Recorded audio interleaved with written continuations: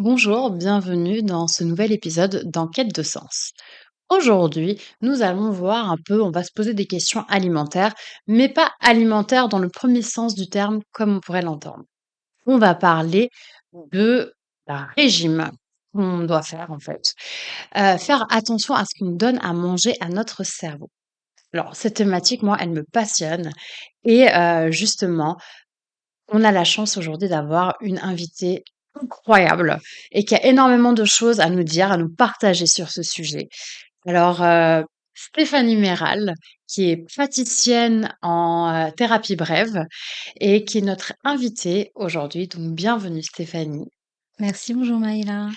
Alors, ce sujet-là, je pense qu'il y a énormément de choses à dire là-dessus.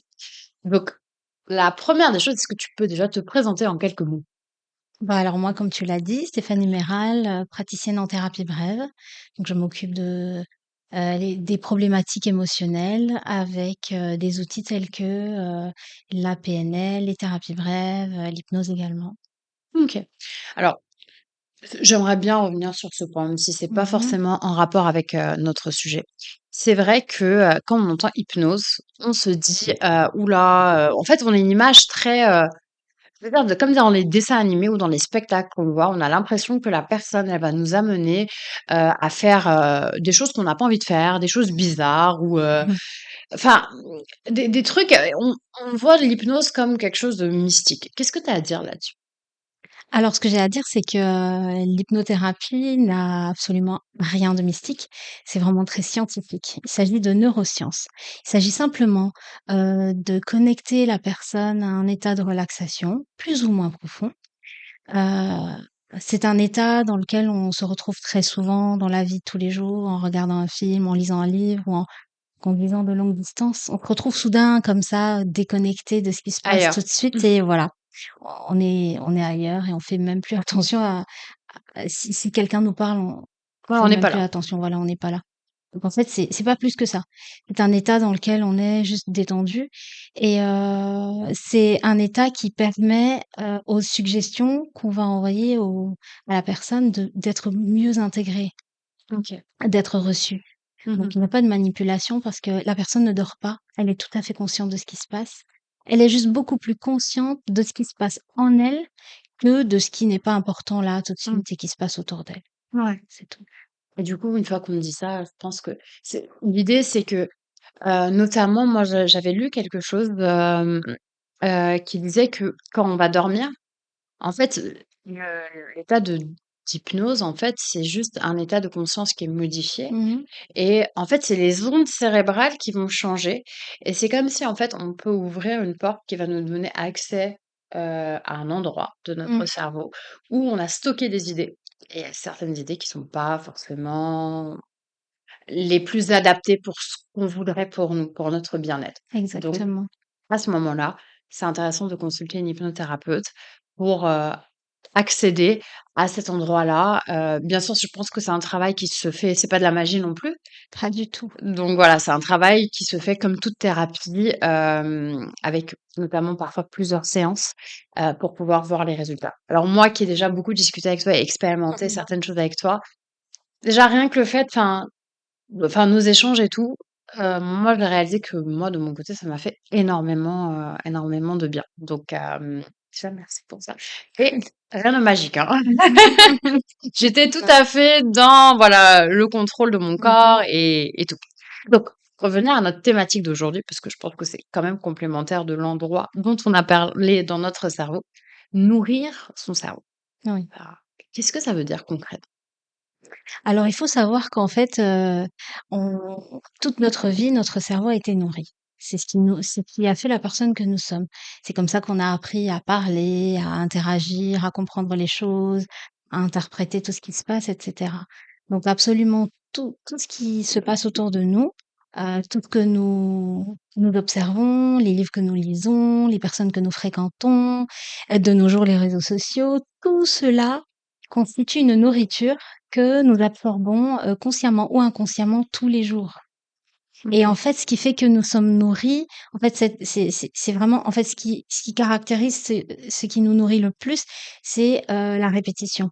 C'est en fait à force d'être, d'être dans un environnement où certaines choses se répètent, que nous sommes le plus, amenés à raisonner, de telle ou telle manière. Par Ouais. exemple, si on est dans une famille qui fonctionne de telle manière, en général, on va comme une éponge, on va capter et raisonner de la même manière. Ouais. Bah, en Mmh. fait, on va absorber, On va absorber et puis, voilà. ouais. Et de ton expérience à Mmh. toi, quelles sont, les influences que tu as observées le plus chez les personnes qui venaient te voir? Alors, les personnes sont très souvent, influencées par, comme je disais, par leur environnement direct, c'est-à-dire leur famille, Mmh. la société dans laquelle ils vivent, souvent même la religion et mais pas que. Il y a aussi, beaucoup les réseaux sociaux qui les influencent, Ouais. heu, pas forcément d'une bonne manière. C'est-à-dire que même quand on consomme un contenu très, développement personnel et tout ça, il suffit qu'on en consomme tellement qu'au final, on est un peu perdu, on sait plus quoi en faire. Également, tout ce qui se passe et tout ce qui se passe maintenant dans les réseaux sociaux, c'est, l'image de soi qui est un petit peu altérée. Regarder la vie des autres et penser que ce qu'on voit là, c'est la réalité, commencer à comparer sa propre vie et du coup, voilà, ça nous influence Mmh. et ça nous donne une image de soi qui est souvent pas Mmh. juste, pas Mmh. réelle. Mmh. Mmh. Moi, ce que j'entends aussi beaucoup quand tu parles, notamment au niveau des réseaux sociaux, c'est ce côté aussi de compétition. Exact, oui. Parce qu'on est plus dans la comparaison Oui. de: «OK, eux, ils sont là-bas, moi, je suis là». Mmh. Mais tout ce qu'on voit, en fait, c'est juste une image C'est juste une image. et on sait pas ce qui se passe derrière. Mmh. Et moi, il y a un truc qui m'a frappé une fois, j'en avais vu à une famille, mais voilà, sur les photos, mais Mmh. la famille parfaite. Incroyable. Et quelque temps après, j'ai appris que, bah, ils divorçaient et c'est fou parce que rien ne pouvait laisser penser ça. Oui. Et et c'est vrai que, bah, du coup, on est influencé juste, bah, par ce qu'on voit, par ce qu'on entend, mais on n'a pas accès, on n'est pas censé avoir accès non plus, Mmh. à, justement, ce qui se passe intimement. Oui, Donc c'est vrai que c'est quelque chose que je pense que tout le monde a pu expérimenter au moins une fois exactement. dans sa vie. Et du coup, est-ce que tu penses qu'on sous-estime, le pouvoir de cette nourriture, de ces influences-là? Ah oui, c'est très sous-estimé. C'est très, très sous-estimé parce qu'en fait, on prend plus en général, on fait plus attention à ce qu'on mange ou à ce qu'on donne à manger à nos enfants Mmh. et on est beaucoup moins regardant sur leur fréquentation en général ou ce qu'ils consomment, sur le téléphone, sur la tablette, ce qu'ils regardent à la télé. Mmh. Il y a même des parents qui ne sont pas dérangés, de laisser leurs enfants aller voir des films d'horreur. Mmh. Après, ils s'étonnent qu'ils aient peur la nuit ou qu'ils développent d'autres, des comportements, Ouais. en conséquence de tout ça, on doit faire attention vraiment à à ce qu'on laisse entrer en nous, Mmh. ne serait-ce que nos lectures et tout ça Ouais. et nous-mêmes en tant qu'adultes, si je prends un exemple, si je vais pas très bien en ce moment Mmh mh. et que je me nourris de films un petit peu tristes, de drames ou que je regarde des témoignages de personnes qui ont eu tous les problèmes du monde, bah, je risque de me noyer dedans. Mmh. Si à Ouais. l'inverse, je choisis une nourriture différente qui est plus, motivante, stimulante, qui des au contraire Inspirante. inspirante, voilà, un témoignage de quelqu'un qui a réussi, qui a rebondi et cetera, ça va me nourrir différemment. Ouais. Donc vraiment, on doit vraiment faire attention à tout ça. Ce n'est pas juste un passe-temps, ce n'est pas juste, du loisir. Vraiment, il faut vraiment choisir ce qui nous nourrit. Alors, je trouve ça, en fait, très intéressant et même, il y a un point, le fait de, les parents, ce qu'ils font enfin, quand ils font attention à ce que les enfants mangent et tout Mmh. et je pense que même le comportement du parent.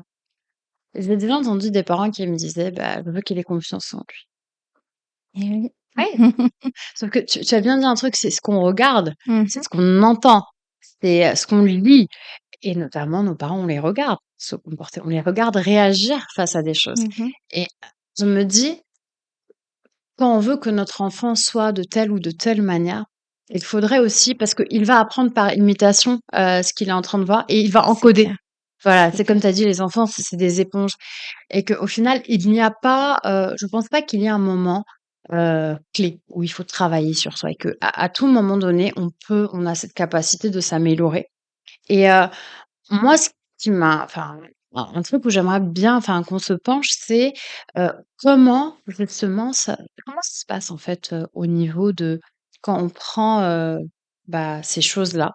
Qu'est-ce qui se passe au niveau du cerveau? Est-ce que tu as des exemples? En fait, oui, oui, à force d'être, en immersion dans certaines choses, elles commencent à devenir un peu notre identité. Elles sont ancrées au plus profond de nous, dans ce qu'on appelle le subconscient, dans ce qui se passe à l'arrière du de la partie consciente, en fait, au plus profond de nous et sans s'en rendre compte, très souvent, on a des réactions, qu'on n'arrive pas à comprendre tout de suite et qu'on se dit: «Je ne comprends pas pourquoi je suis plutôt comme ci ou comme ça». On aura eu tendance à mettre en place un programme interne Mmh. pour réagir d'une certaine manière, parce qu'on aura appris un fonctionnement en observant une maman, par exemple, qui serait peut-être plutôt, dans le manque de confiance en elle ou alors qui aurait développé un certain comportement face à peut-être un mari un petit peu, Mmh. violent ou autre et donc en grandissant, on risque d'être une jeune fille qui a peut-être du mal avec les relations amoureuses, par exemple et qui dit: «Je ne comprends pas pourquoi à chaque fois qu'il y a l'engagement, j'ai du mal». Ce genre de choses, par exemple. Mmh. On aura été nourri d'une certaine manière et du coup, ça va amener à un comportement, de ce genre. Bon ça, c'est un exemple parmi tant d'autres. Ouais et j'avais aussi lu quelque part après, au niveau des pourcentages, ça peut changer, mais qui Mmh. disait que 95 du on ne se comporte pas de façon consciente. Ouais, c'est ça. On réagit en fait par automatisme Mmh. et du coup, si en fait je relis, bah, toutes les explications qu'on a mis en avant aujourd'hui, ça voudrait dire en fait que toute la nourriture qu'on a eue, c'est elle qui, dirige nos comportements aujourd'hui, Oui. qu'on en ait conscience. C'est ça, en fait, tout ce dont on a été nourri depuis le début, depuis notre, naissance a façonné la personne que nous sommes. Donc en fait, le cerveau, à chaque fois, il a encodé, il a fait rentrer des codes, il a à chaque fois réajusté en fonction un nouveau schéma de vie, un changement dans la vie et cetera et à chaque fois, ça a fonctionné en fonction du code précédent. Mmh. Donc c'est peut-être un peu technique ce que tu dis, c'est peut-être compliqué à comprendre, mais je veux dire, hem il n'y a pas de Stéphanie dans le monde. Il n'y a pas de Stéphanie Meral dans le monde, ça n'existe pas, c'est impossible. Personne n'a vécu exactement la même vie que moi. Et si aujourd'hui je suis sensible par rapport à certaines choses et plus dure par rapport à d'autres, et si j'ai développé par exemple un côté plus artistique ou plus, etc., c'est parce que j'ai vécu dans la famille dans laquelle j'ai vécu, que j'ai été influencée par certaines choses aussi qui m'ont touchée, parce que j'ai observé certaines choses. Et en fait, c'est important aussi de de noter que, ça touche beaucoup les émotions, en fait. Mmh. C'est à chaque fois qu'une émotion est est impliquée dans un vécu, ça enregistre en nous. OK. Ça passe par les émotions, bonnes, mauvaises, joyeuses, peu importe l'émotion, Mmh. à partir du moment où il y a eu une émotion, Ouais ça enregistre. et sûrement que c'est en lien même avec notre fonctionnement, enfin au niveau du cerveau parce que la zone où il y a la mémoire et les émotions et bah, elle est très très C'est proche. ça. Du coup, moi je me rappelle à l'université, on nous avait fait faire un exercice où on nous demandait de nous rappeler, d'un événement. Et très souvent, bah, quand on se rappelait de cet événement, il y avait une émotion. Déjà, on était en Oui, action c'est ça. assez souvent et il y avait une émotion qui était associée et ça nous transportait carrément quelque part. Genre, je me rappelle du parfum de ma grand-mère et Oh, c'est tout, on magique. faisait ça Ouais. et ainsi de suite et du coup, on voit que, comme tu dis, ce sont les émotions qui vont, Mmh. qui sont liées à ce côté de mémoire. Mais moi, ce que je me dis, c'est que à partir du moment où on voit qu'il y a un comportement qu'on a qui n'est pas bien, bah, on peut le changer, ça paraît vraiment simple. Mmh. Sauf que la question sur est-ce que tu penses qu'il y a, des nourritures qui sont addictives? C'est-à-dire, quand je dis nourriture, on est vraiment nourriture du cerveau. Mmh. Je parle de comportements, même s'ils sont pas bons pour nous, qui sont addictifs. Oui, il y a des comportements qui sont addictifs et bon, par exemple, il y a des gens qui, je sais pas, sans s'en rendre compte, ils ont tendance à tout le temps être, qu'est-ce qu'on va prendre par exemple? Ils vont être, en train de ruminer, ruminer, ruminer, ruminer tout le temps leurs pensées. Quelque part, ils sont un peu confortables dedans. Mmh. Heu, c'est bizarre à dire, mais il y a des gens qui se complaisent un petit peu dans leur mal-être et en même temps, qui prétendent chercher un mieux-être. Ouais, Parce que quelque part, c'est un peu addictif ouais, et en plus, souvent, il y a un comment expliquer ça? Il y a un effet, il y a toujours quelque chose de positif dans le négatif, même ouais. même dans le fait d'être mal. C'est que souvent quand on est mal, ben, on est chouchouté, il y a quelqu'un pour nous. Mmh. Il y a de Il y l'ascension, a de l'attention. il y a quelque chose et puis par rapport au fait de ruminer, je trouve que pour certaines personnes, c'est ce qu'on appelle parfois le mécanisme de défense. Mmh mh. En fait, ils se rassurent comme ça. Par exemple, ils disent que plus ils vont y penser et plus ils vont, peut-être prévoir des imprévus et tout, Ils sauf veulent qu'en fait, contrôler les choses. ils compromettent, pas mal de choses, notamment leur santé, en faisant ça et à chaque fois, ils veulent changer. Mais c'est comme une compulsion, c'est Mmh voilà, mh. c'est quelque chose, qui revient et moi, je me dis: «Est-ce que c'est pas aussi lié pas forcément ce comportement, mais d'autres, c'est pas lié à ce qu'on va prendre de la famille. Parce que souvent dans Mmh. l'éducation, il y a plein de choses qui vont être dites. Et ce qui fait que de façon vraiment inconsciente, une chose peut en entraîner une autre, de la manière dont le cerveau l'a interprétée. Et on se dit que si on change ce mécanisme, c'est comme si un petit peu on trahissait nos parents. On- Voilà, c'est comme ça qu'on a appris, c'est comme ça. Et changer, ça voudrait dire que nos parents n'ont pas été assez bien, ou les trahir. Est-ce Mmh. que tu penses qu'il peut y avoir aussi enfin, un lien avec ce côté de d'addiction du comportement.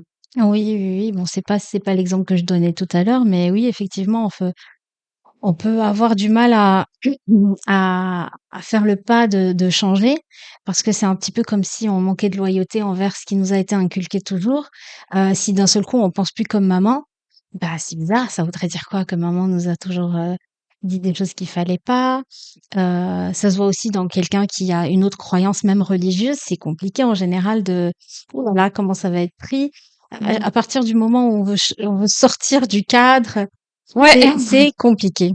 Ouais. C'est toujours très compliqué et parfois ça peut être vraiment un combat interne avec soi-même Mmh. et tout à l'heure tu parlais de on peut se rendre compte, hein, qu'on a un comportement, qui nous dérange, qu'on est plutôt, à fleur de peau ou alors on a des réactions compulsives et tout et se dire: «OK, je sais que c'est pas bien et tout, je vais changer, mais c'est plus fort que moi, j'y arrive pas» Mmh mh. et c'est là qu'il faut aller travailler dans le subconscient Ouais, pour aller débloquer ce qui a été bloqué ouais. par le cerveau à un moment donné. Et parfois, il y a un mécanisme qui a été mis en place dans le passé Mmh mh. par rapport à un certain vécu. Donc le passé a peut-être, par exemple, allez, on va prendre un exemple très simple. Hem, un jour, j'ai fait un accident de voiture. Je m'en suis sortie, mais j'ai vraiment eu très peur ce jour-là. Et depuis, je peux plus conduire. C'est un exemple, c'est pas le mien. Mmh mh. Je peux plus conduire.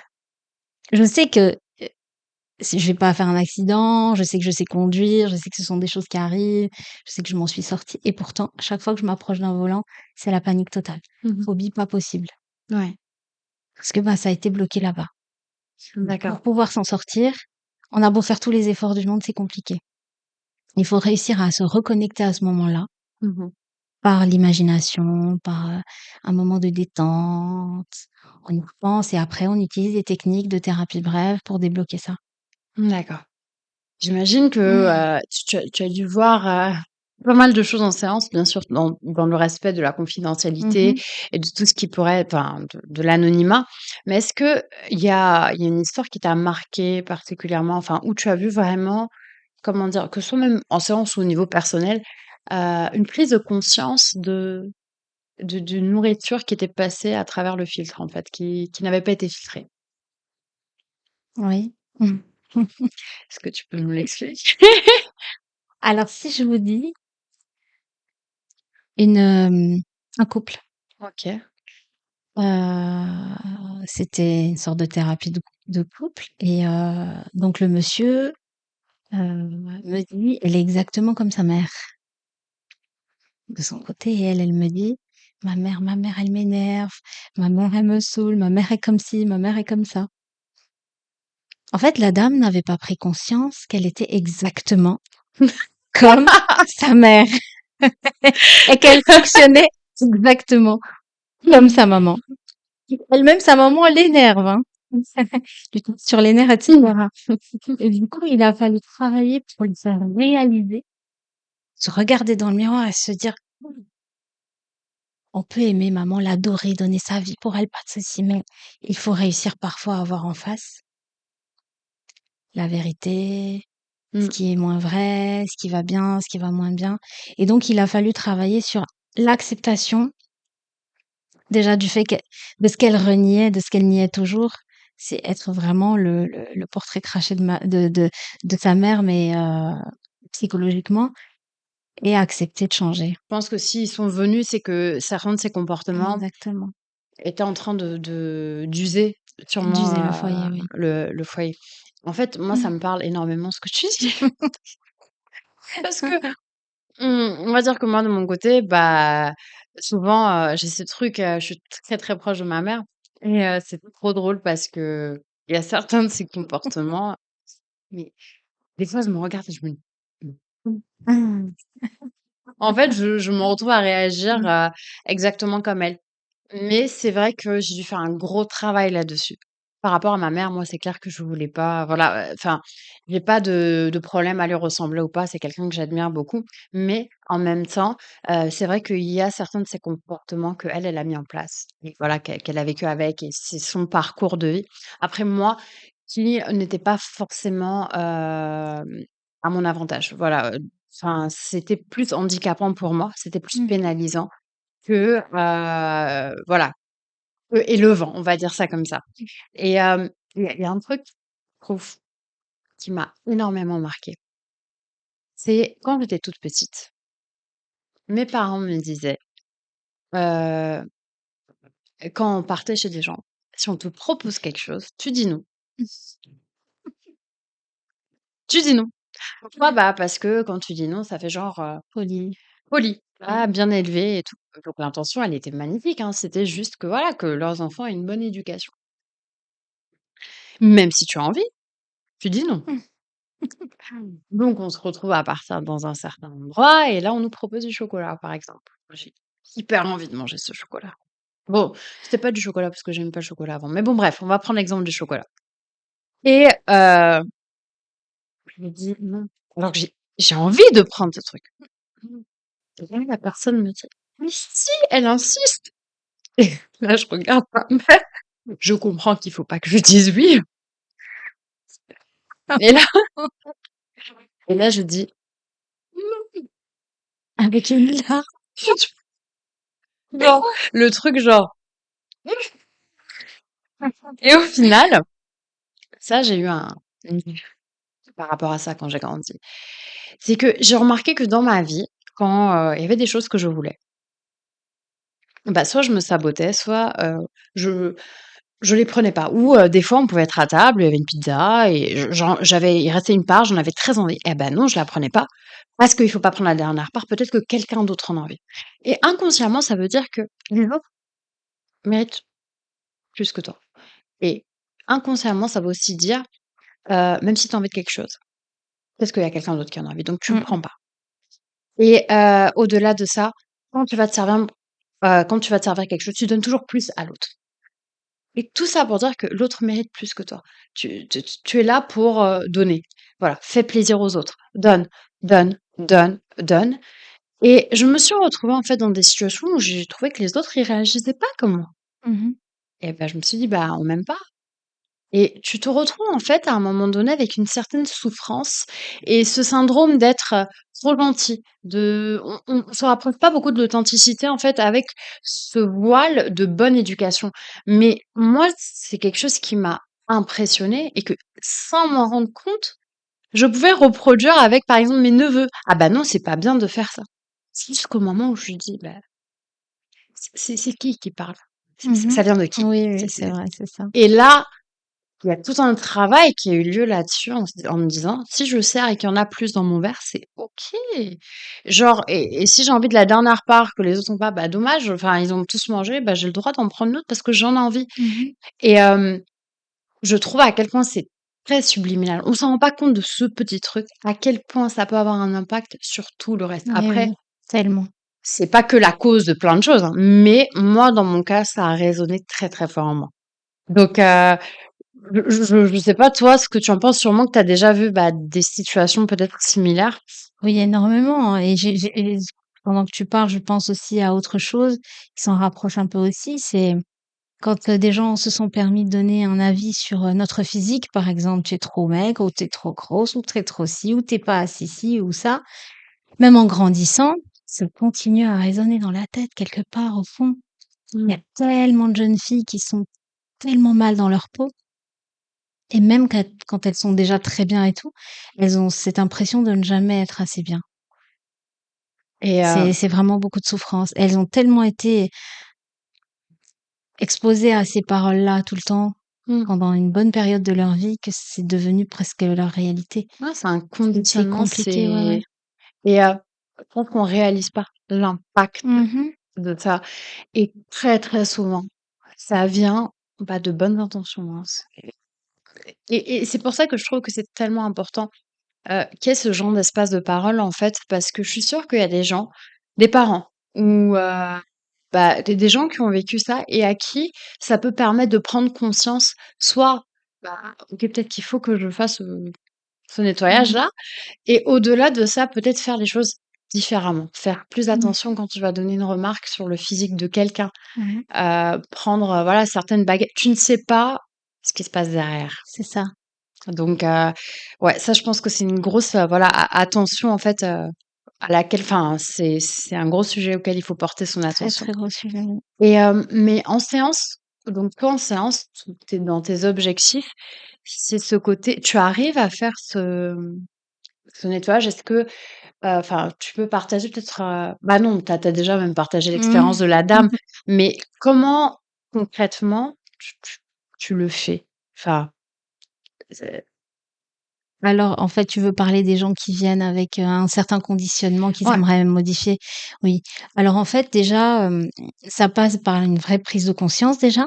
Mmh mh. Donc pendant l'entretien, parfois, ils prennent conscience de choses, auxquelles ils avaient pas pensé ou ils voilà, et quand c'est vraiment à fond dans le subconscient, ça peut ressortir après la première séance quand on va chercher la raison pour laquelle la personne est peut-être très colérique ou quoi, ou enfin, en tout cas, pourquoi elle fonctionne d'une certaine manière. Une fois qu'on a trouvé l'origine du problème, parce qu'on peut aller aussi chercher quand est-ce que tout cela a commencé, qui a dit quoi et qu'est-ce que tu as vécu pour être comme ça aujourd'hui? Une fois qu'on a trouvé le comment et le pourquoi, on a juste à modifier le schéma de pensée, Mmh. à réajuster tout ça. Et une fois que la personne, elle est vraiment dans cet état de relaxation totale, qu'on appelle l'état d'hypnose, et quand on lui donne des suggestions positives et tout, c'est très puissant. Ça remplace l'ancien programme, en fait. Mmh. On déprogramme l'autre et on reprogramme, le Voilà, ce qu'on cerveau, veut. positivement. Mmh. Voilà. Et je trouve ça tellement fascinant parce que, enfin, le pouvoir du cerveau, en fait, c'est quelque chose qui est tellement minimisé, mais je me dis qu'un travail là-dessus, l'impact que ça peut avoir sur nos performances, professionnelles, notre santé, nos relations, c'est tellement minimisé, mais en soi, c'est la clé de beaucoup de choses. Quand on comprend pas pourquoi on réagit d'une certaine manière, qu'on est, en fait, c'est comme si à un moment donné, on devient un peu esclave de toutes ces paroles sans avoir choisi, ce qu'on veut réellement. Mmh mh. Et voilà, c'est un travail que, enfin, en tout cas, moi, je recommande à beaucoup de personnes de faire. Et de ton côté, est-ce que tu aurais peut-être des conseils sur comment filtrer, justement, voilà, cette nourriture, là, qui va rentrer, au niveau de notre cerveau? Ouais. Alors en fait, j'ai envie de parler d'hygiène mentale, en fait. Donc on va faire attention à ce qu'on consomme, un peu comme quand on passerait, je sais pas, au filtre, de l'eau avant de la consommer. C'est vraiment faire très attention à tout ce qu'on laisse entrer en nous, tout ce qu'on choisit d'écouter, que ce soit de la musique, que ce soit les podcasts, que ce soit la personne avec qui on va s'asseoir pour communiquer. On va échanger. Est-ce qu'on est à l'aise avec une personne qui va s'asseoir et critiquer, parler, gna gna gna gna gna? Qu'est-ce que ça va nous, qu'est-ce que ça va nous, enfin, je veux dire, au final, on va se sentir comment en l'écoutant? Mmh Heu, choisir, ce qu'on si quand on lit, choisir qu'est-ce qu'on choisit de lire. Est-ce mh. que cette lecture, elle est positive pour moi? Qu'est-ce que ça me fait quand je lis ça? Qu'est-ce que ça m'apprend? Où est-ce que ça m'emmène? Vraiment faire attention à toutes ces choses, c'est hyper important Mmh. parce que, les yeux sont le miroir de l'âme. Mmh. Donc, je vous laisse avec cette pensée. On va cogiter là-dessus. Mais, toi, par exemple, Mmh. est-ce que tu as un rituel, bah, pour voilà, de filtration? Je n'ai pas de rituel en tant que tel. C'est pas, ce ne sont plus des choses que je fais en y pensant. C'est devenu une habitude. Voilà, c'est devenu normal pour moi d'éviter certaines situations, de privilégier certaines relations, Ouais. certaines lectures, certains styles musicaux. Parce que même les vibrations, la musique, tout ça, si je veux dire, si je veux me détendre, évidemment que je vais pas écouter, de la house music ou bien de ou bien du rock. En fait, tout ça, c'est important. Ouais, C'est important, vous voyez, en fonction de comment on veut se sentir, ouais. on va choisir, de se nourrir de telle ou telle manière, en fait. Mmh. Donc voilà. Est-ce que je peux rajouter quelque chose? Bien Quelque chose qui évidemment. me vient vraiment, c'est très important, vraiment, en tant que parent. En tant que tonton et tata des enfants, en tant que vraiment famille, en tant que société, Ouais, on doit faire très attention à comment on éduque nos enfants. ouais. Tu sais pourquoi je dis ça? Ne serait-ce que le sujet du harcèlement scolaire.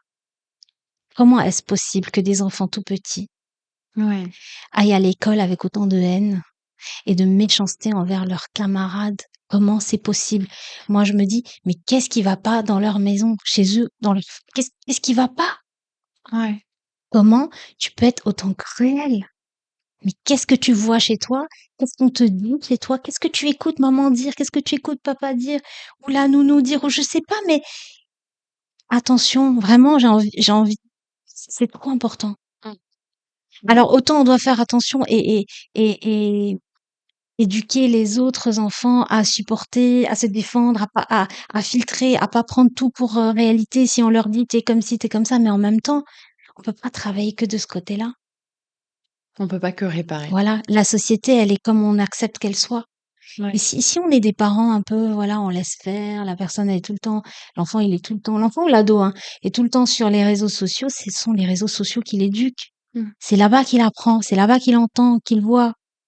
En fait, bah, moi, ce que j'entends aussi un cri du cœur par rapport à ça parce qu'effectivement, les dommages, que ça peut créer, sont énormes. Aujourd'hui, c'est très bien documenté, tout ce qui va être au niveau du harcèlement et je pense qu'au-delà, voilà, de tout ce que tu as cité chez la personne qui peut harceler, il y a aussi un manque, un gros manque Ah oui, c'est ça. et aujourd'hui, dans les 2 cas, enfin, la personne harcelée, le harceleur, les témoins, chacun va subir quelque chose parce que, heu, parfois, moi, j'ai reçu des fois des enfants, qui étaient dans une classe et qui me disaient l'enseignant n'avait jamais crié sur eux, Mmh, mais il avait crié sur d'autres personnes. Et on apprend aussi, comme ça mmh, et ils étaient tétanisés, en fait, à l'école parce qu'ils avaient peur que ça leur arrive à eux mmh, et je pense qu'on a beaucoup d'enfants qui sont témoins, malgré toute la bonne éducation, qui ne savent pas comment réagir, en fait, par rapport à ça. Et justement, parce qu'ils ont peur que, bah, s'ils réagissent, ça va aussi se reporter sur eux. Donc effectivement, la thématique du harcèlement, de toute façon, on va faire un épisode là-dessus. Il y a mmh. tellement de choses à dire. Ah. Il y a pas mal de Mmh. conseils aussi à dire et moi, enfin, je retiens plein de choses, en tout cas, de cet épisode, notamment, prendre le temps aussi de filtrer ce qu'on regarde. C'est tellement important. Moi, je peux pas oublier, mes séries que je regardais, que j'adorais, mais le problème, c'est que je finissais mais dans un état mais pitoyable, et je voyais enfin des scènes qui étaient très, très riches émotionnellement et sachant que je suis quelqu'un qui suis empathique, mais limite qui vire vers la sympathie, donc ressentir au même moment, enfin comme si c'est trop moi qui l'avais vécu.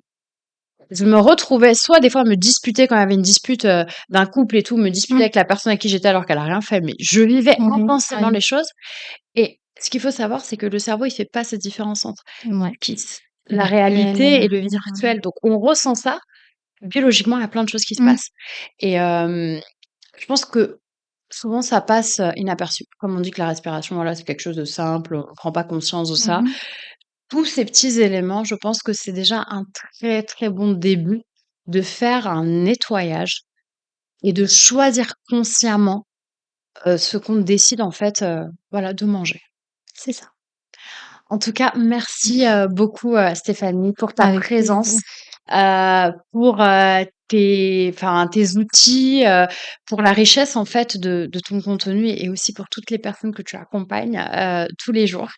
Et aujourd'hui, si cet épisode, il vous a touché, il vous a fait sens ou vous connaissez quelqu'un à qui ça pourrait parler, n'hésitez pas à en parler autour de vous, à le partager et vous pouvez nous suivre sur, les différentes plateformes comme, YouTube, vous pourrez aussi avoir des extraits sur Instagram, Facebook et TikTok. Et n'oubliez pas, comprendre, c'est déjà commencer à guérir. À très bientôt dans un nouvel épisode.